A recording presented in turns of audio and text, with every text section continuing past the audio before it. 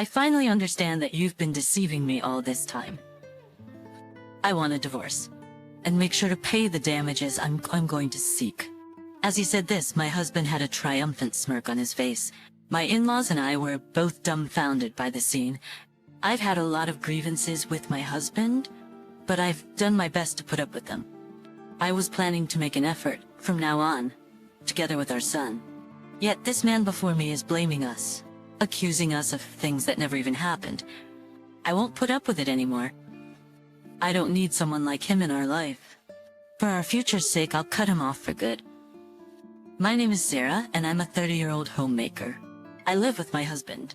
I'm currently pregnant. My due date is approaching soon. Having moved away from my hometown when I got married, I now live far from my parents, making it hard to quickly rely on them. In the midst of this, my in-laws have been concerned about me, treating me as if I were their own family. While you often hear about troubles with the in-laws, I believe we were free from such issues. But that's not to say that I didn't have my own worries. I'm concerned about my husband. He works at a regular company, but he often comes home late. Sometimes it's past midnight, and whenever I ask him what he was doing, he says there's a lot going on in a working person's life. It's such a nonsensical excuse. Don't women have a lot going on too? Because of the way my husband is, I find it hard to rely on him easily. He's often not home when I need help. I suffer from severe morning sickness, sometimes so bad that I can't move all day. Even then, my husband thinks nothing of going out and drinking late. Since I'm a homemaker, I don't share household chores with him. Everything from cooking to laundry and cleaning is my responsibility. On days when I'm feeling unwell, I can't do all those tasks, and often I can't even properly take care of myself. Even if I become bedridden due to my lack of energy, it's not like there's anyone to lend me a helping hand. That sense of loneliness left my heart in tatters. It may be hard to rely on us, but remember, we are on your side, Sarah. Feel free to reach out to us anytime. Occasionally, my mother-in-law would visit and say those words to me. It seems that I was looking quite unwell. While it was nice to hear her say that, my in-laws are, after all, not related to me. I often hesitated to rely on them too much, worrying about being a burden. In the end, I couldn't depend on anyone, and had no choice but to endure my loneliness and hardship alone. It was one of those days where my daily struggles had continued. I felt terrible that day, but I absolutely had to take out the trash, so I forced my weary body outside. The trash bag felt heavier than usual, as if it had lead in it. Still, it was something I had to do, so I persevered. In such a condition, I couldn't watch my feet and ended up tripping over a step. I wasn't able to brake my fall properly and ended up collapsing. I knew I had to get up quickly, but my body wouldn't respond. I hadn't realized it, but I think I was totally exhausted. The feeling of not wanting to get up overpowered me, and I lost consciousness. When I came to, I was in a hospital room. Apparently, a neighbor had called for help, and I had been rushed to the hospital. I underwent a doctor's observation and stayed in the hospital for 3 days before going home. During that time, my husband never came to see how I was doing. When I got home, I found my husband looking displeased. As soon as he saw me, he started yelling loudly, "Don't cause problems for me, you worthless wife." That one line pierced my heart. To my husband, I was nothing but a nuisance, just like trash. Normally, if a wife falls ill, you'd expect a husband to be worried. Wouldn't it be normal to ask if there was anything wrong? My husband, who never once visited me while I was hospitalized, it's hard to express how much anxiety I had to battle alone. It was at this moment that I realized I was nothing more than an afterthought to my husband, and I also came to understand that I had no more love left for him. But I have a son in my belly who does not yet know what the future holds. When my son is born, his father's presence will surely be a necessity. You need money to live in this world. Moreover, I'd hate to limit my son's future by deciding things on my own. Maybe, just maybe, things will change once our son is born. Even if my husband's attitude towards me is bad, he might still show love to our son. I desperately hope so. With that wish deep in my heart, I chose not to divorce my husband. Since then, I've spent every night filled with anxiety, the fear of falling down again, worries about the future. Dark thoughts swirl in my heart. I gradually developed insomnia. Even as I grew more and more haggard, my husband didn't seem to care. I was living through hell, but amidst it all, my son was safely born. I was moved to tears over it. Moved to tears when I heard his loud first cry in the delivery room. It was probably a relief after all the anxious days I had endured. After that, I spent some time hospitalized, but still, my husband never came to visit. Work always took priority, even in times like this. I wish he would be by my side. However, my in-laws frequently visited, and occasionally they brought my husband along. During those times, my husband's face showed clear dissatisfaction, as if he was saying, "I want to leave right now." Seeing my husband like this, my mother-in-law scolded him, "You're a father, aren't you?" But he showed no concern. "It's just how I feel. Don't try to control me," he responded as such, completely ignoring her words. What kind of man is he? And why on earth did I ever fall in love with someone like him? I deeply regretted marrying such a worthless person. After being discharged and returning home, my husband, as expected, didn't help with the child care. Although I had lost the weight of pregnancy, juggling childcare and housework was still harder than I imagined. My son's frequent night crying meant even less sleep, leaving no time to rest my exhausted body. I'm so done with this. I wanted to run away. Then one day, my husband said he wanted to talk. He said, "I want to talk to you about something important. And soon. I also want my parents to be there." I was curious about what this important talk might be, but there was no point in objecting, so I agreed. On that day, my husband was in a surprisingly good mood and constantly had his smartphone with him. Seeing this, I had a bad feeling, wondering if perhaps... A few days passed and the promised day arrived. The doorbell rang and my in-laws arrived. It seemed like even they didn't know what this conversation was about, expecting it to be good news. As we took our seats, my husband placed a sheet of paper on the table. "I want you to see this," he said.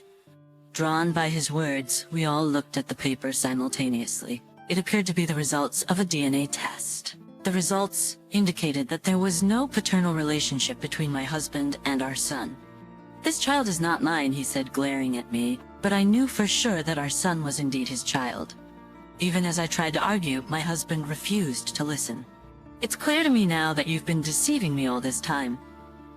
I want a divorce, and make sure to pay the damages I'm going to seek." He said this final point, leaving me speechless. Even my in-laws seemed shocked by this unexpected turn of events. I had thought we were finally going to have a proper conversation, but instead, this is what I was confronted with. Indeed, my son and I have been greatly helped by my husband's earnings, but that doesn't justify his attitude. At that moment, I decided that I would get revenge. "So, is it okay if I call the hospital for confirmation?" I asked. Upon hearing this, my husband's face turned pale. He asked, "In spite of all this evidence, you still won't accept it?" "I don't just want to confirm if this test is real or not. At least in my mind, our child is yours." Given my husband's attitude, I could guess that this test result was probably fake. Ignoring my husband's attempt to stop me, I called the number written on the paper. A receptionist quickly answered and agreed to check the records. Soon after, it was revealed that no DNA test had been conducted. My husband refused to accept this fact, insisting this must be some mistake. He kept claiming that I was lying. "She's trying to frame me." He exclaimed this, trying to portray me as the villain. I regretted not realizing sooner that I had been mistakenly trying to make it work with this man. I had thought that having a son would change him. I wanted to believe that as a father he would do things right. But on reflection, it was clear that was never going to happen. It was futile to expect anything from a person who only thinks of himself. I felt like I had woken up from a long dream. And at the same time, I realized that I didn't need this man in my life. Now it was my turn to lay out the documents I had prepared on the table. Seeing the brown envelope I placed there, both my husband and my in-laws tilted their heads in confusion. "This is evidence of your infidelity," I said. As I said this, my husband began to panic. It was obvious that he had something to hide. Ignoring him, I proceeded to take out the contents of the brown envelope. Inside were several photographs. They showed my husband being intimate with a woman who was not me. Some photos even showed him entering and leaving hotels known for such rendezvous, leaving no room for excuses. "I've been suspicious of you for a while now. That's why I had your actions investigated. I had always had doubts about my husband. His late-night returns under the pretext of overtime were too frequent to be believable. And his sudden increase in going out for drinks under the guise of workplace socializing raised my suspicions. I had been afraid of what it might mean if he really was cheating on me, so I had been hesitant about an actual investigation. However, one day while he was in the bath, his smartphone, which had been left on the table, suddenly buzzed. It seemed to be a message notification from a woman named Mary saying, "Can't wait to see you again, eh?" I instinctively picked up my husband's phone. Carelessly, it wasn't locked, and I could easily access what I was looking for. After confirming his infidelity, I hired a detective agency to investigate my husband's activities. I had taken photos of the messages on his smartphone screen, which were said to be sufficient evidence. Soon after, the agency captured photos of my husband enjoying himself with another woman, and that's how these photos came into my possession. "You've been deceiving me," he shouted, his face turning red with anger. To that I retorted firmly. "If anyone's been deceiving, it's you, not me," I replied firmly.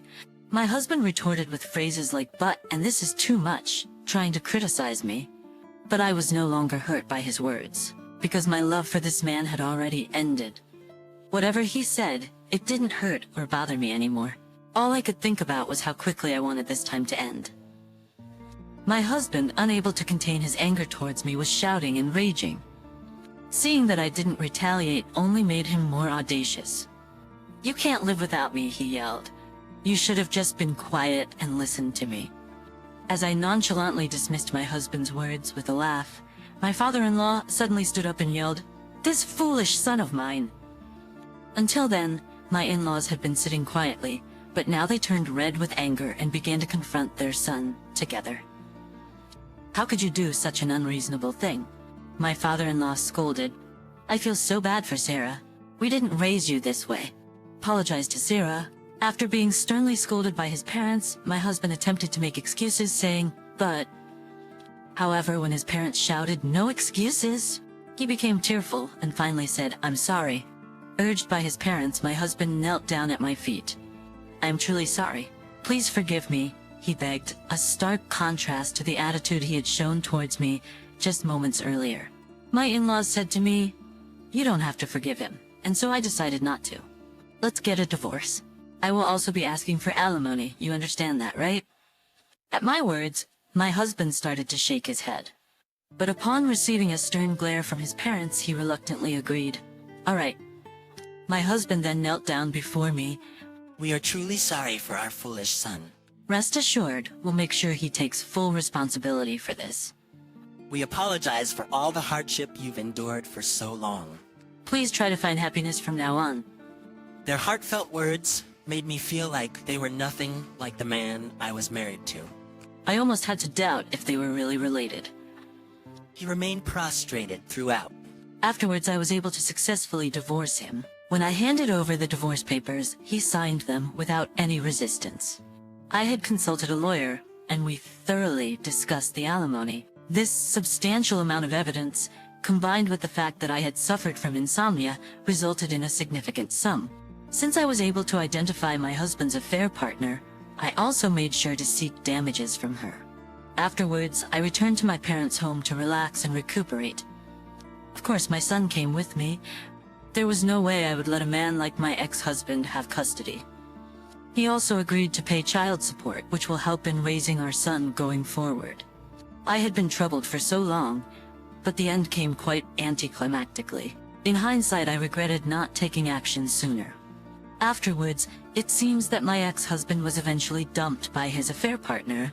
Apparently, the reason my ex-husband abruptly demanded a divorce that day was because his affair partner had become pregnant and was pressing for marriage. Believing it was his responsibility if the child was his, he chose her when she informed him of her pregnancy. However, it turned out that the child she was carrying was not my ex-husband's. The woman had been involved with other men, and the child was likely one of theirs. It seems she knew this, but decided to claim that it was my ex-husband's child, hoping to secure an easier future. However, it seems that once she realized she would be sued for damages, she ran away. My ex-husband, who had been serious about registering their marriage, was reportedly deeply shocked by this. He stopped going to work, and apparently became a recluse at his parents' home. Naturally, my former in-laws didn't have the capacity to take care of their reclusive son. My ex-husband was eventually abandoned, and now seems to be living in a factory residence, earning a meager wage. One day, I received a call from an unknown number, and to my surprise, it was my ex-husband. I can't go on like this anymore. Please help me. Apparently, he had gone out of his way to borrow someone's smartphone to call me. I've realized I can't live without you. I'll change my attitude. Please come back to me, he pleaded. I was exasperated with my ex-husband's desperate pleas and let out a sigh. What do you mean you can't live without me? Even if I extended a helping hand now, it was certain that I'd be betrayed again after a while. On the other end of the phone, my ex-husband was crying and begging. I gave him the cold shoulder, replying, "Sorry, but I have no intention of getting back together with you. Please never contact me again. If you try anything else, I'll consult my lawyer." After saying this, my ex-husband was screaming, "Wait for me," on the other end of the line, but I ignored him and hung up. He kept calling repeatedly from the same number, but I blocked his calls. I'm planning to visit a mobile shop soon to possibly get a new phone. I've been thinking about changing my current model, and this might be the right time to buy something new. As for me, I've started working at a certain company since then. There's a good daycare near my parents' home where I can leave my son. On busy work days, I sometimes rely on my parents, but my coworkers are mostly understanding, so I rarely stay too late. While balancing time with my son, I'm also able to save for the future. I hold my son dear to my heart. I want to wholeheartedly support him in whatever path he chooses in the future. If he ever strays from the proper path like my ex-husband did, then as a mother, I want to do everything I can to help him. Hurting people without a second thought is not right.